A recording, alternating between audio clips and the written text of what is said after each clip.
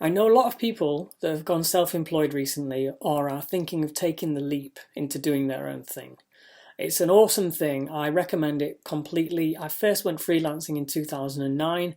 It didn't go so well, I'll be honest, and I went back into employment and then I contracted for a little bit and then ultimately I decided to start my own business again because it's something that's just I've always wanted to do. And I don't look back with any negativity now, and I always say to people, I encourage them, take control of your professional life. However, there's always a however. There is one thing that nobody asked me when I first started doing this in 2009. And that question is, what do you really want? When I first went freelancing in 2009, I could reel off a list of things that I didn't want. I didn't want to have a boss, quite frankly. I didn't want to have to go to the same office every day and sit at the same desk.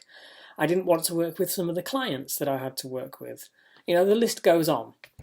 But what did I actually want? What did I want? I couldn't tell you that at the time. And I think a lot of people that do go freelancing, that do start their own businesses, can't necessarily tell you what it is that they want because they've gone into this through maybe, their hand has been forced through redundancy, or maybe they just couldn't take their working environment anymore. And they thought, oh, maybe I'll turn my hand to this. Maybe I'll just start my own business and kind of see what happens. Now, that's not a bad way to do things, it's good to explore and try a few different things. But underpinning that, in my experience, there needs to be something solid, something that you can point at and say, this is what I want. So if you're thinking of going freelancing, or maybe you've been freelancing for a long time now, and you've never quite figured out what it is that you want or why you're doing it, and you feel like you're coasting along a little bit, I've got a few things that you can ask yourself that can maybe encourage out from the back of your mind, the bits in the mind that don't usually come to the conscious during the day.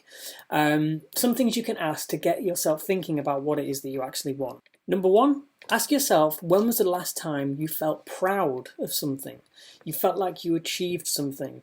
And what were the circumstances around that feeling? Because in there lies some potential ideas for things that you might want to spend your time doing more of.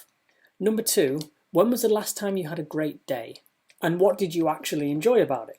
I've spent time writing down how I felt at various points during a day at the end of the day, and that helps to highlight the things that you actually enjoyed and the things that you didn't enjoy so much. And when you can see that you've been having fun, that's the kind of stuff that you might want to take forward into your freelancing career. And number three, lastly, what are you afraid of? So I think this is an important subject that, again, doesn't get talked about enough. What is stopping you from going freelancing, or what has stopped you from starting your own business in the past? And what baggage are you carrying with you into this self-employed career that you're going to be moving into or have recently moved into?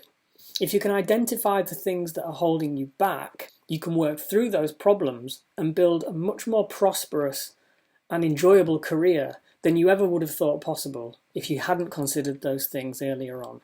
So these are what we call reflective exercises, okay? It's like holding up a mirror and seeing yourself, sometimes for the first time, and how you feel about these things. And if you can work through those thoughts and work through those emotions, you're putting yourself in a much stronger position down the line. If I'd have done this back in 2009 when I first went freelancing, I wouldn't have faced all of the problems and difficulties that I did, because I would have done things very, very differently. So as I said, if you're thinking about taking the plunge, or maybe you're 10 years into your career but still feel like there's something missing, try asking yourself some of these questions and seeing how it helps.